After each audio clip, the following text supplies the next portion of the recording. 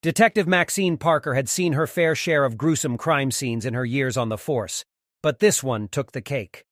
A young woman lay sprawled on the floor of her apartment, blood pooling around her head.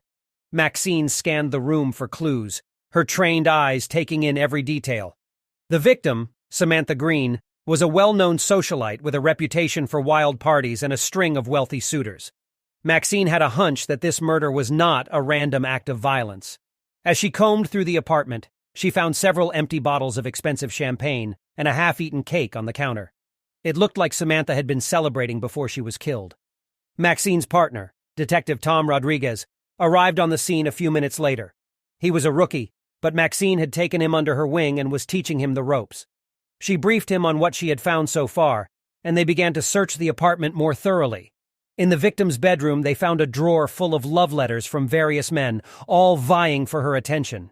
Maxine couldn't help but roll her eyes. She had seen this kind of thing before, and it never ended well. But something about the letters caught her eye. They were all written on the same kind of stationery, with the same fountain pen. Maxine made a mental note to have the letters analyzed, but first they needed to question the people closest to Samantha. They started with her latest flame, a wealthy businessman named John Jacobs. He was a suave, charming man, but Maxine had learned not to be taken in by appearances. She grilled him for hours, but he denied any involvement in Samantha's death. Next, they questioned Samantha's ex-boyfriend, a hot-headed artist named Jack. He had a history of violence, and Maxine thought he was a likely suspect. But Jack had an alibi for the night of the murder, and there was no physical evidence tying him to the crime. Maxine was at a dead end. She couldn't shake the feeling that she was missing something. Then she remembered the letters. She had them analyzed and discovered that they had all been written by the same person, Samantha herself.